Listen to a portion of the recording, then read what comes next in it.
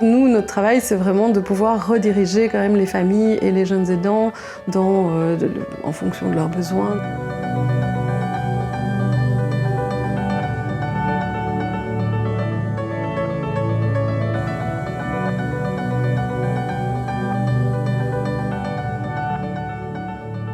Caroline Legrand, je suis la coordinatrice de l'ASBL Jeunes et Aidants Proches.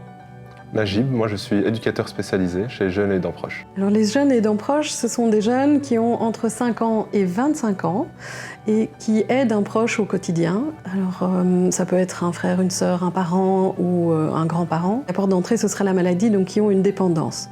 Par cette dépendance, on entend une maladie, un handicap physique, mental, des assuétudes, la maladie mentale aussi. Et ce sont des jeunes qui s'occupent du coup de leurs proches, mais dont finalement ce sont des responsabilités habituellement portées par des adultes.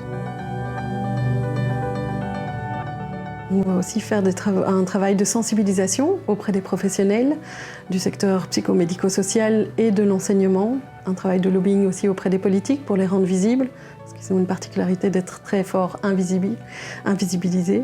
Par rapport à ça, on parle parfois plus des aidants proches adultes. On a un peu plus facilement cette image-là que celle d'un jeune de 5 ans qui tout d'un coup vient en support d'une famille. Dans les jeunes qu'on a déjà eus, je pense à une petite qui changeait à 7 ans la poche stomacale de sa maman, par exemple. Mais on a des adolescents qui vont s'occuper de leurs frères, de leurs sœurs et tout ça.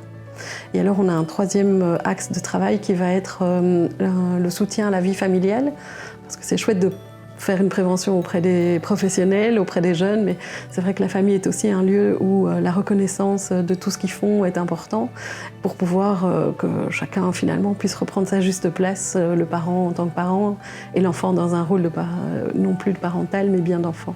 On propose aussi des moments de répit, notamment pour les enfants. On propose des activités extrascolaires qui peuvent être au sein de l'ASBL même ou sous forme de sortie, également pour les adolescents et puis pour les plus grands, de 18 à 25 ans. Ça peut par exemple être des rendez-vous mensuels sous forme d'apéro causette, donc c'est un petit moment convivial où on vient discuter, manger, faire connaissance des fois ou juste maintenir le lien. On a aussi les jacuzzis en famille, c'est aussi une occasion pour les familles avec leurs enfants ou l'enfant pour venir profiter d'un moment de répit dans un jacuzzi.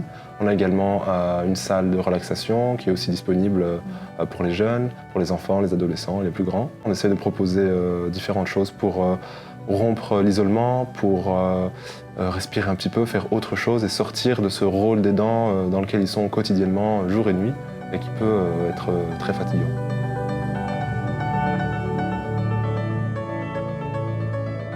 Le réseau, il est primordial parce que, en effet, nous, on est d'abord une petite équipe, on travaille surtout Bruxelles et donc il y a quand même beaucoup de jeunes aidants qui sont concernés par cette aidance et qui pourraient avoir besoin d'un coup de main par rapport à tout ça. Et donc nous, notre travail, c'est vraiment de pouvoir rediriger quand même les familles et les jeunes aidants en fonction de leurs besoins, dans des activités. Ça peut être par rapport au décrochage scolaire, mais de peut-être trouver une école des devoirs et des choses comme ça peut se faire aussi. Donc le travail en réseau, il va s'appuyer sur différents services. Ça va être des services comme de l'aide à domicile, des soins de santé pour que la personne aidée ait un peu plus de soutien et que les jeunes aidants puissent se consacrer du coup à leurs études ou à d'autres choses de jeunes finalement. Ça va être aussi un réseau qui peut être déployé dans le secteur des PMS et de l'enseignement pour prendre en compte différemment, enlever les étiquettes qui sont parfois un peu mauvais élèves ou des choses comme ça pour les jeunes aidants. Donc on va développer tout un réseau aussi par là. On a besoin de tout un réseau au niveau social parce qu'on se rend bien compte que certains jeunes aidants sont plongés dans des questions administratives et financières compliquées. Et donc, c'est de sensibiliser les CPAS aussi, de pouvoir les soutenir finalement dans leur réalité. On a un partenariat avec d'autres associations pour faire des activités éventuellement ou prendre le relais d'activités extrascolaires, etc. Là, par exemple, on va travailler un peu plus sur Anderlecht, qui va ouvrir un lieu de répit, donc c'est plutôt chouette aussi de voir ça. On a un partenariat avec l'ULB, puisqu'il y a un statut jeune aidant proche à l'ULB. Donc voilà, c'est tous des partenaires, le Centre d'action laïque, très important aussi pour nous, qui nous a ouvert ces portes-là. Donc voilà, c'est des partenariats qui nous permettent que chaque jeune aidant puisse trouver en effet de l'aide et du soutien dans ce qu'il vit à travers les 19 communes bruxelloises finalement, quoi. Mais en parlant de réseau, moi, en tant qu'éducateur spécialisé, sur le terrain, c'est essentiel parce que si un jeune vient frapper à notre porte et que sa demande dépasse un peu le champ de notre travail, j'aimerais pas me retrouver à lui dire non, malheureusement, je sais rien faire pour toi et juste le renvoyer. Ben là, par contre, grâce à tout ce réseau, justement, je peux rediriger vers des associations qui sont compétentes dans tel ou tel domaine selon la demande du jeune. Toutes les thématiques qui concernent les jeunes aidants, ça peut être au niveau de l'école, ça peut être au niveau de leur santé physique ou de leur santé mentale aussi.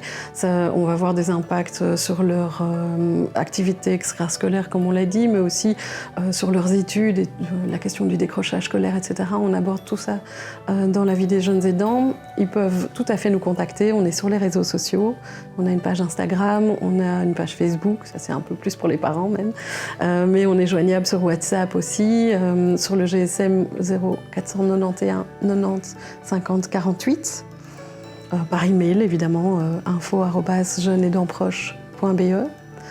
Et puis on fait des permanences. Oui, directement sur place, notamment les mercredis après-midi, à partir de 13h30 jusqu'à 17h. C'est un moment privilégié pour les jeunes qui aimeraient venir se présenter spontanément ou non. Après, on est aussi disponible toute la semaine, pareil, de 9h à 17h. Donc on est aussi tout à fait ouvert aux visites.